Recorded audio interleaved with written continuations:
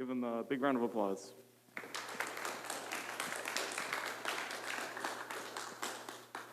Hello, everyone. I'm super stoked to be here. And thank you, everyone, for joining just after lunch. I know it's not easy.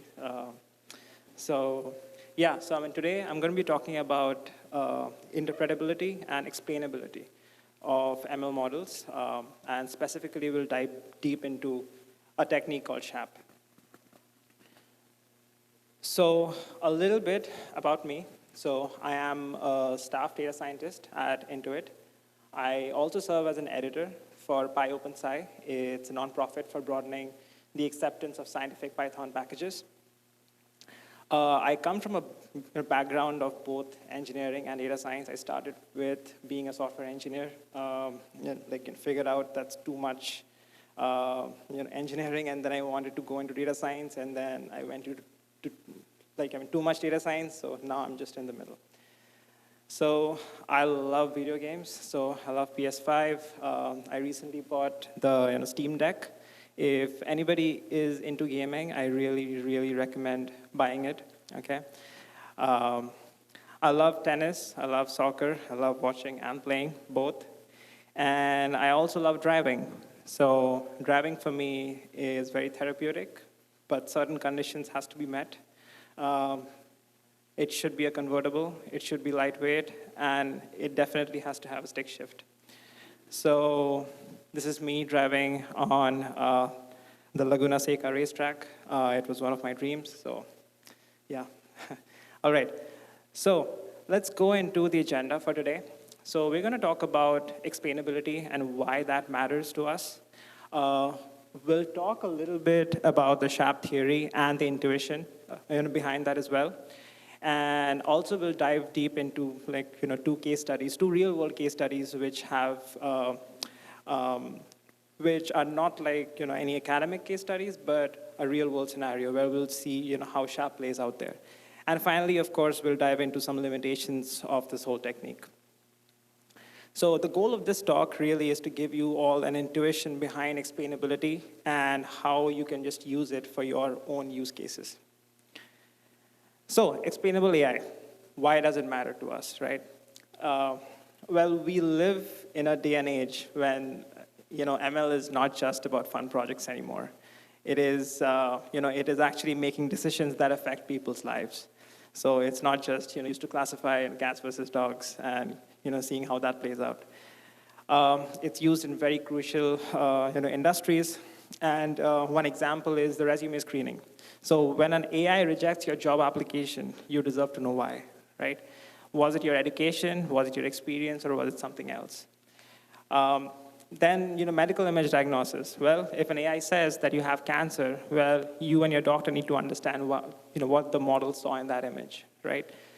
And of course, we have all of these loan applications where an AI just uses all of your demographic features and financial features, and finds out that you're approved for a loan or not approved for a loan. So when the algorithm says no, it's not good enough, right? You need to know why, and you need to know whether that model is trained on some biased data. And of course, there are some ethical concerns as well. Without explainability, we can't detect bias, ensure fairness, and also build trust. So with that, let's go right into the concept of Shapley values. This is Shapley values. So do you understand the equation? It's not very simple, and it's not a new concept as well. So we'll see what this intuition really is. So let's say that we have an example where three friends, Bob, Alice, and Charlie, they start a business and bring in 20K in profit. Okay. But we know that if Alice alone worked on this business, she would get actually 5K in profit, bring in 5K in profit. If Bob was working alone, then that would be 3K in profit. And if Charlie was working alone, it would be 4K in profit. But all of this total, we are still left with about 8,000, right? And where is that extra 8,000 coming from? That's the magic of collaboration, okay?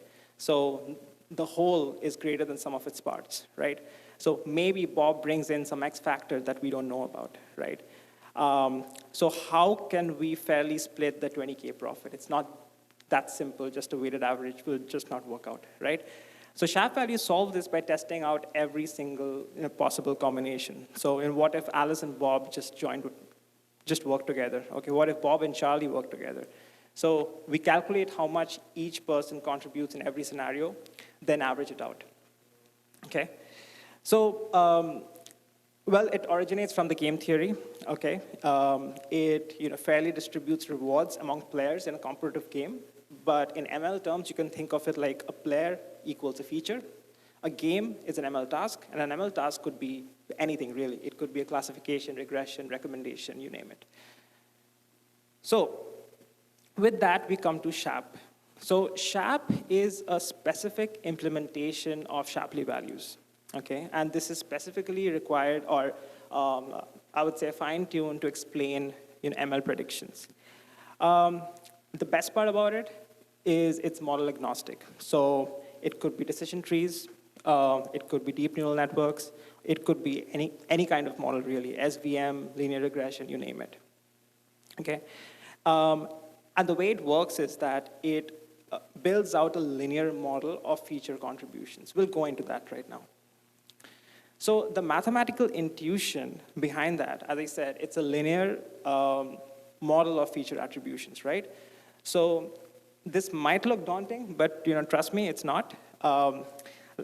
Like here, what is going on is that we define this equation where fx is the prediction of a single instance. So it could be one single customer, right? So that's the prediction of the model, okay? The expectation of f is the mean prediction of the data set or the background data. It could be our baseline prediction. So, what should we predict if we knew nothing about the customer?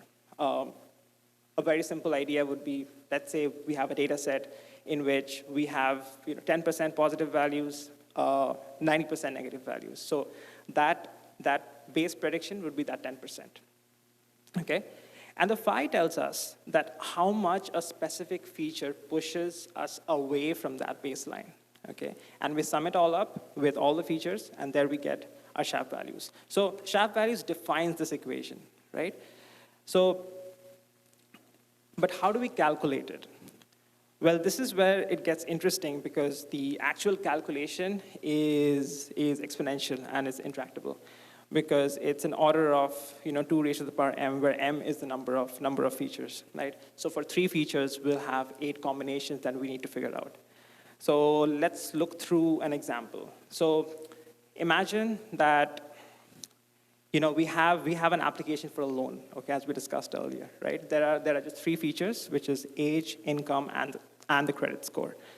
So for that, well, in order to calculate SHAP, we need all different combinations. By all mean, I mean all. So, for example, no features, that's your baseline, right? Then you have age, then you have income, then you have credit, then a combination of 2 of these features, and then all of these 3 features.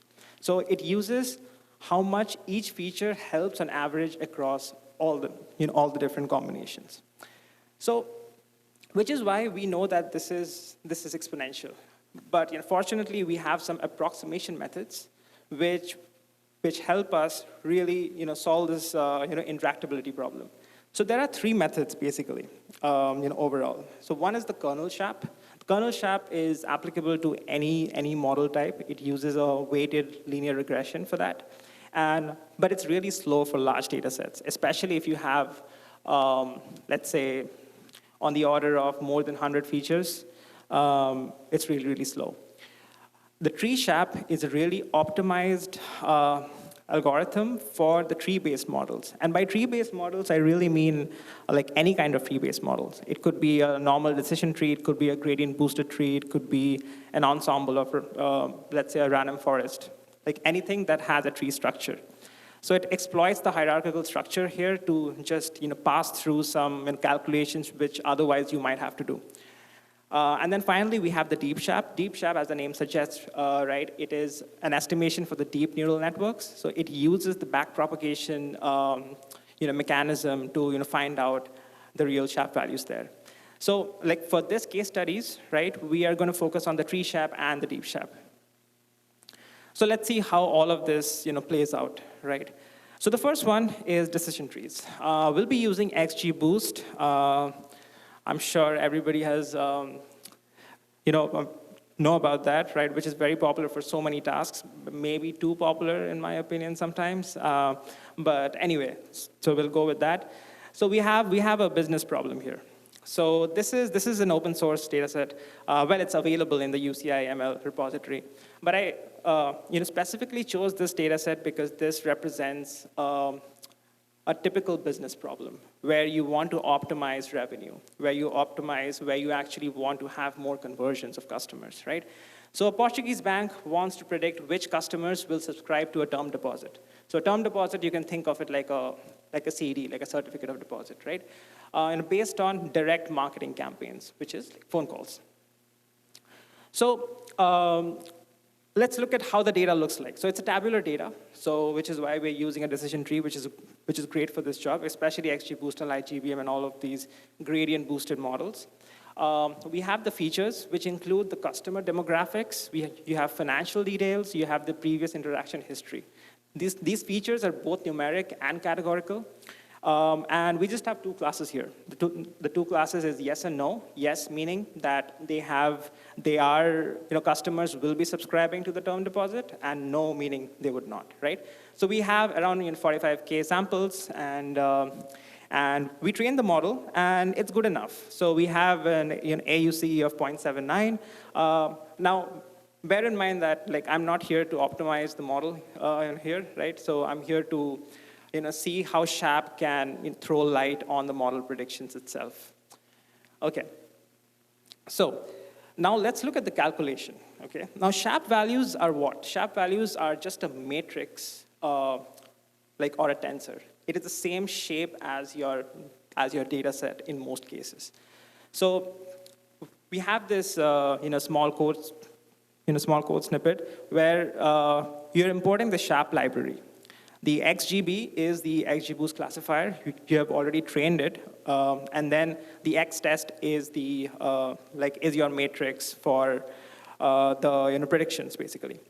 So you define the tree explainer, which in the background uses the tree SHAP algorithm, which is the optimized version. So you can see that the shape is exactly the same as the output, right? As the input data set. So but it's just really a matrix or a tensor. So we need to be able to visualize these values to gain an understanding on what is happening here. So let's look at the global explanations. So by global explanations, I mean when the SHAP actually describes what is happening overall as a summary in the whole data set, or the data set that you're providing, okay? So, and the reason I say global explanations because we also have a local one, which I'll come to that later on. But here, really, you're looking at all different examples, okay? So here we have something called a bee swarm plot. Don't get intimidated. There is a lot going on here.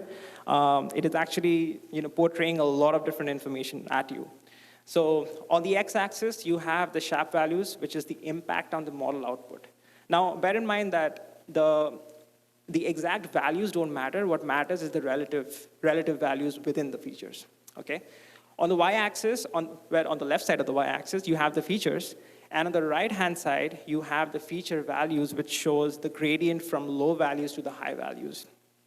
All right. So that's what's going on, and each dot is a data point, by the way. So it is one customer. So you're representing a lot of different information into one single plot here. So it is a high-level summary of the model's behavior, and it's very useful for understanding the overall impact of each feature. Now, the features are also ordered, so which means that contact, for example, is the highest, or the model thinks that it is the most important feature for doing this classification problem. And they're ordered by their mean absolute SHAP values here in this case, okay? So now notice some more different things here, right? A widespread means that the feature impacts different customers differently, okay? For example, let's look at the campaign. You can see that the red dots, they just go beyond, right? They have a very low negative, or I would say negative SHAP value, okay? And similar for many other features here. Now, another thing to note is that the features that you see in gray are actually categorical variables. So those are categorical, which is why you don't see the actual value gradient there. Okay.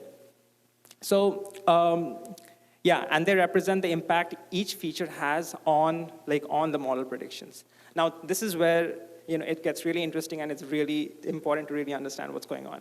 So the positive SHAP values indicate that the feature pushes the model prediction higher. Higher meaning that the prediction that the Y is high. In our case, that's the yes class, right? Yes, the user subscribed to the term deposit, okay? And the opposite is true for the negative class. For the negative SHAP values, it means that that feature is pushing the values away from the center. So it is pushing it towards being classified as negative, okay? And the distance from the center, right here, you can see that it actually signifies how much of an effect it has. So it indicates magnitude there. So from here we can generate some insights, right? So let's look at one feature called balance. The balance feature is just basically the balance of the customers in their accounts, in their bank accounts, okay? You can see that the red values are towards the right-hand side, okay? So which basically translates to that customers with more balance in their accounts are more likely to subscribe to a term deposit. Okay. The next one, let's look at contacted. Now that's a pretty interesting one, which is the first one, right? One second. No, I think it's the campaign one. Sorry, my mistake. So in the campaign one, you've seen that customers who have contacted more frequently in the current campaign are less likely to subscribe. You can see that the red values goes towards on the negative end. All right, so I myself get confused with it, sometimes because it's just too much information at one go. Yeah, so now we're going to talk about the dependency plots. Now, as I said, that the B-Swan plots are pretty intensive with the information that is being thrown at you. The dependency plots just narrows it down to one feature at a time. So it's a deeper analysis for a single feature and its effect on the model prediction, all right? And this is especially useful for the categorical features, as we saw earlier, that it got grayed out there. So these are 4 dependency plots, and 4 of them are actually categorical variables here in this case. And we can make some pretty interesting insights from here. So you can see that the homeowners, like the first plot, the top left one, you can see that the high values of housing are actually on the upper end. So the homeowners are actually less likely to subscribe, right? The single and divorced customers are actually more likely to subscribe. I don't know why that is, but it is just showing in that case. And another important one is that if the previous marketing campaign was successful, then the chances increase dramatically. Okay, which is given by the P outcome on the bottom right here. But not all features are this important. You can see that the education is not really, you can't really separate it out with different the classification outputs. So not all features are good separators here. So with that, we're going to switch gears from a tabular data to a time series data, okay? And this is where we'll do with the neural networks case study, okay? Now let's imagine this. You have 30 volunteers, ages between 19 and 48, who wore smartphones on their waist and went about their daily activities. The phone's accelerometer and the gyroscope captured every moment, right? And this is what the data set is about. And this is not just academic. This technology actually powers all kinds of fitness trackers, fall detection systems, and health monitoring apps. So it's pretty relevant in this case. So this is what we have. And can we make our CNN distinguish between these 6 activities right here?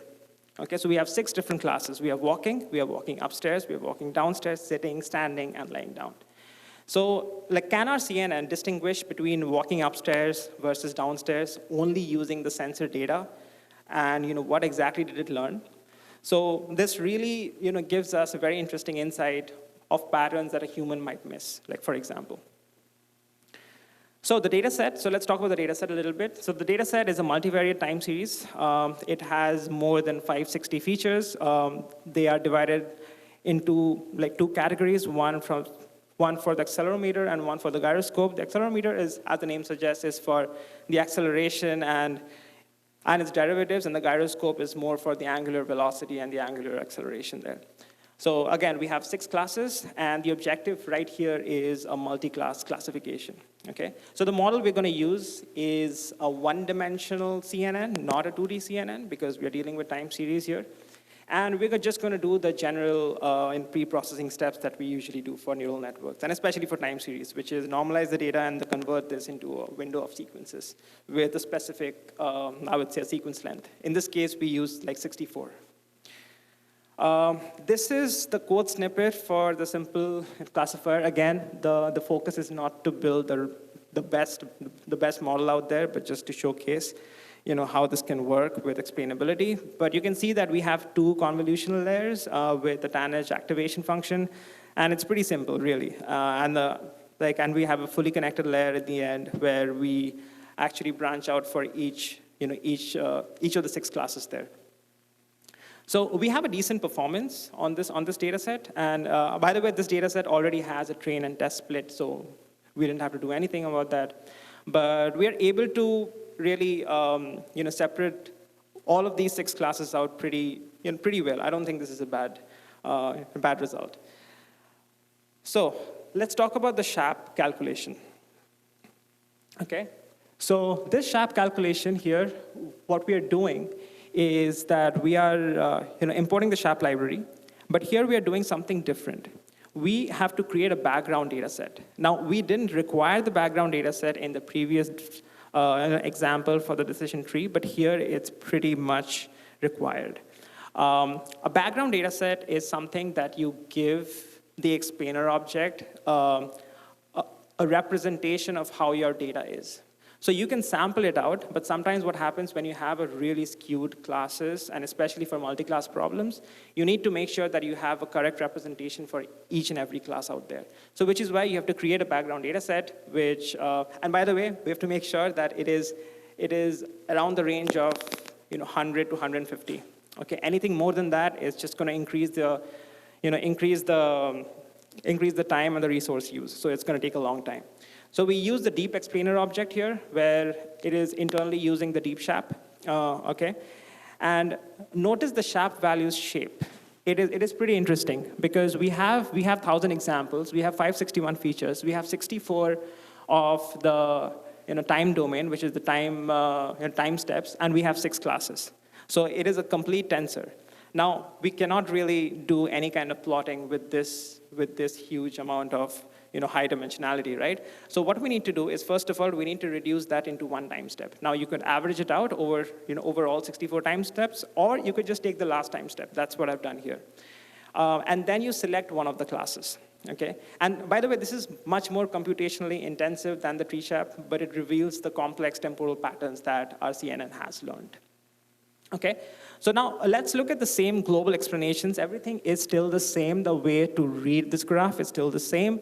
But what makes this, but really, we are trying to understand what makes the model think walking versus everything else.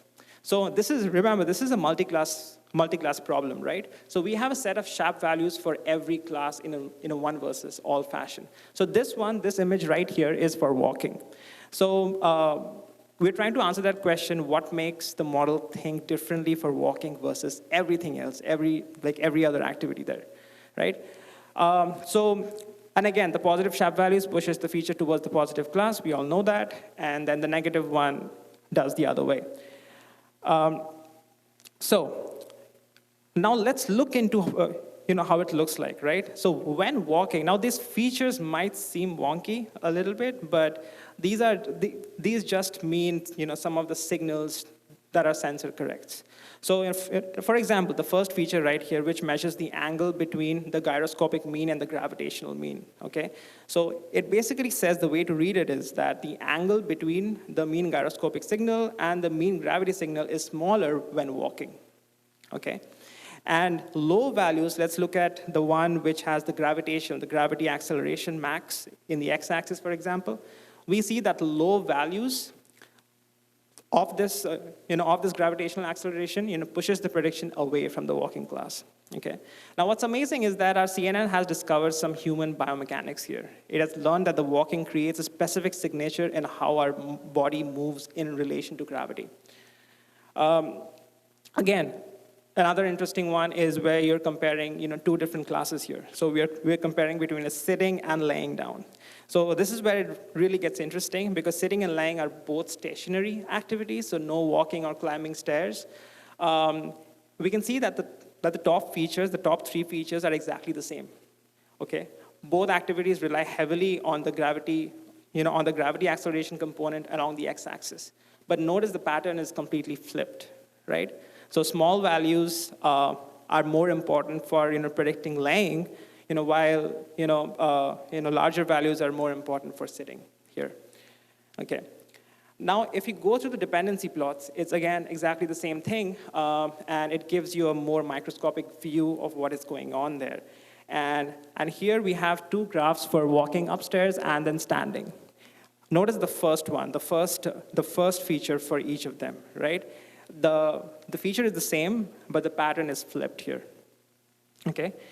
Now, another one that I really want to talk about is about the local explanations. Okay. Local explanations actually zoom into one single prediction itself. So you're talking about, if you're in a business context, you're talking about one single customer. Now, this is important because you want to know sometimes what really happened with that customer or what really happened with that data point or with that row of data. Okay, so we zoom into a single prediction. It helps understand factors influencing individual predictions, and again the same concept applies here. So this is a bar plot here, and you see that the positive SHAP values in red, okay, and the negative SHAP values in blue, right? So, and you can see that almost all of the top contributors, like for this lying class, for a particular individual, by the way, are actually gravity-related features. So the model is saying, based on how gravity affects this phone, this person must be horizontal, okay? So that's what's going on.